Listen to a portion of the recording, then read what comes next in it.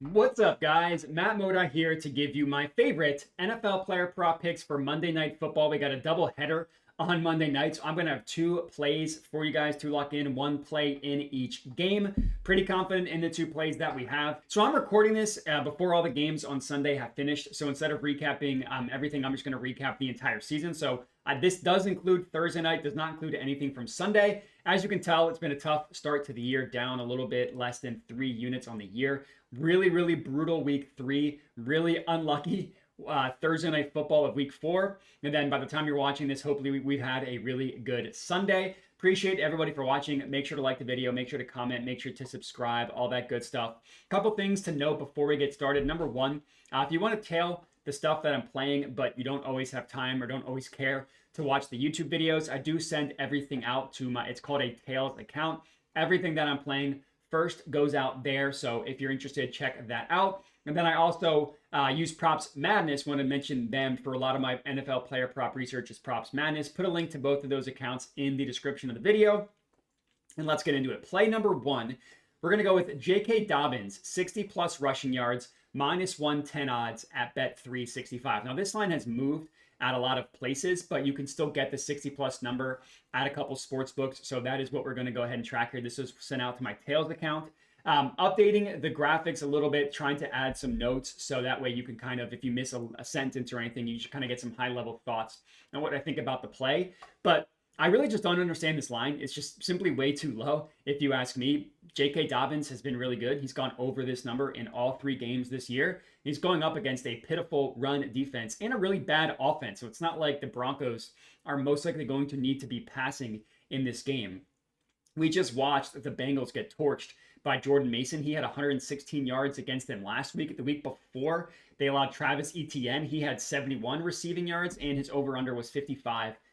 So the last 2 running backs have smoked their over-under against the Bengals.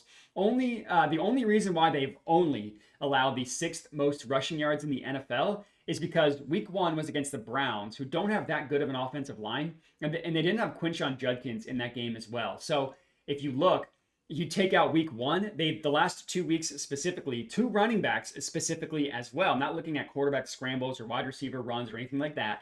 The Bengals have allowed 145 rushing yards per game to running backs. That would lead the NFL by a mile. So yes, they've allowed the 6th most rushing yards per game. They've also allowed the 8th most adjusted yards before contact as well. I really like looking at that metric as a way to measure basically how bad a defensive line is, how much push they allow the opposing offensive line to get.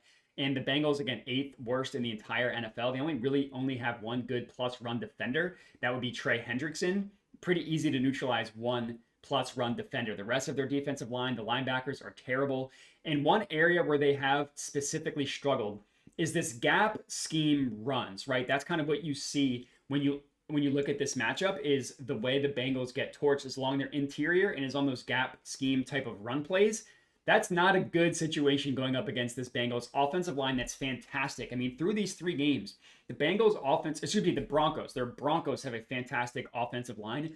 Through 3 games, the Broncos are averaging the most yards before contact in the entire NFL. So they are generating the most push among their offensive line in the entire NFL, and they're going up against a horrific run defense. Now, Dobbins himself, he's getting all of the work, right? 16, 14, 11 carries in the last 3 games. Now, 11 is a little bit low. That was against a good Chargers defense. That was also the game in which he played the highest percentage of snaps. He played 71% of the snaps last week. Tough game where they were passing a lot. That's not going to be the case against the Bengals. He should be getting 15 plus carries, and this one should be good enough to get him to the 60 plus rushing yard mark as well. I do think that this one has some ladder potential up to 70 plus as well, but I'm just sticking with the 60 plus play. That's play number 1. Next up, we're heading to the next game as well. Technically, this is the first game, but I just post these plays in order of the odds. But the next play that we're locking in here is Garrett Wilson, 70 plus receiving yards, plus 155 odds at Bet365. Now, I looked at this line earlier in the week, and 70 plus was plus 100. Then they announced that Justin Fields was going to be the starting quarterback, and it took a dive in a good way for us, but it went down. It went from 67.5 was his main line over under to it's like 57.5 at some books. Now you could take that, you could be safe. You know, we played JSN, his pumped up number on Thursday. We got boned because of doing that. More often than not, I do think that will work out in our favor. So I'm going with the 70 plus number. If you wanted to be safer, you could take over 57.5 at minus 115 or 60 plus at minus 110 if you wanted to do that. But the only thing that I am officially tracking is what you see on the screen here at the 70 plus number. Even with Fields back, I really like this play. You know, we've mostly, I should say, what we should before I get into like why I like it. We've seen Justin Fields hyper target a number one receiver. It's going back a couple years, but DJ Moore got a ton of work as the number one receiver for the Bears. And then Fields didn't really play a ton with the Steelers, so tough to gauge much from there. But we know that Justin Fields will hyper target a number one receiver, and that is what he has done with Garrett Wilson. Through 3 games this year, Garrett Wilson has 9, 8, and 13 targets. Now, those first 2, the 9 and the 8 targets, Justin Fields played in those 2 games. So even if you say he's not going to get 13, which is what he got last week, that's fine. 9 and 8 is still really good, especially because Justin Fields has a little bit of a higher ADOT. He's basically like a layups and threes type of quarterback, and he's going to throw the ball deep to Garrett Wilson. And Garrett Wilson, second highest target share in the entire NFL. Only Puka Nacua receives a higher percentage of his team's targets than Garrett Wilson. That's fantastic. He has a 0.29 targets per route run. He gets a target 29% of the routes that he runs. That is fantastic. The only reason why that number is a little bit low is because how much the quarterbacks of the Jets, whether it's Tyrod Taylor or Justin Fields, how much they scramble. But he's getting a ton of work.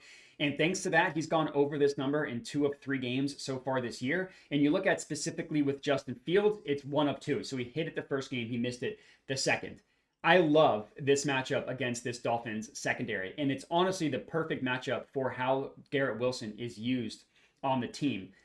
So the Dolphins, what they love to do, they blitz. They blitz at the 3rd highest rate in the entire NFL, and they love to play man coverage off of those blitzes. So they're a blitz man team. They play man at like the 7th, 7th or 8th highest rate in the NFL. They play zone at like the 6th or 7th lowest rate in the NFL. So they're mostly a man team. And again, they're a blitzing man team.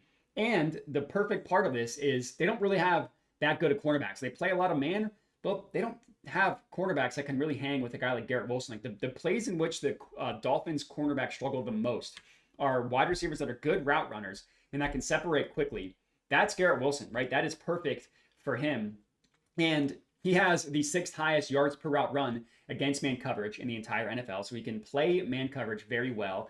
And to go even deeper than that, his stats when the Jets are blitzed are absolutely fantastic. Like his yards per route run doubles when he is blitzed versus not blitzed. Like his yards per route run when not blitzed, 1.74, meaning he averages 1.74 yards per route that he runs when the team is not blitzed. When they are blitzed, goes all the way up to 3.56, literally doubles. His targets per route run almost doubles. It goes from 0.41 when they're blitzed. So 41% of the targets when the Jets are blitzed go to Garrett Wilson. That number's 23% when they are not blitzed. Again, it's a dramatic difference. And even if you take out week 3 when Tyrod Taylor started, you just look at weeks 1 and 2 where that was mostly Justin Fields. Tyrod didn't come in until like the 4th quarter of the 2nd game. It still looks really good for Garrett Wilson. So I think that this is a phenomenal look. The only really concern here is cognitively Justin Fields coming off of a concussion. Is he not going to be all there? They're starting him, so I'm going to assume that he's going to be able to capably play quarterback to at least the best of Justin Fields' abilities. So 70 plus yards for plus 155, I think is fantastic.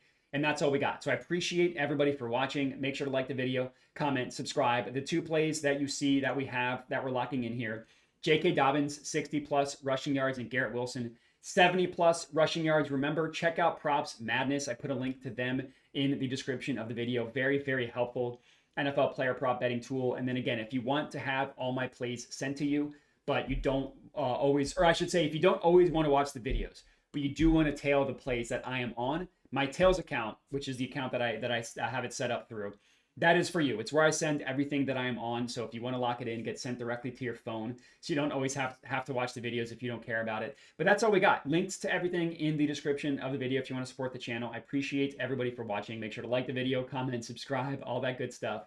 And have a good one.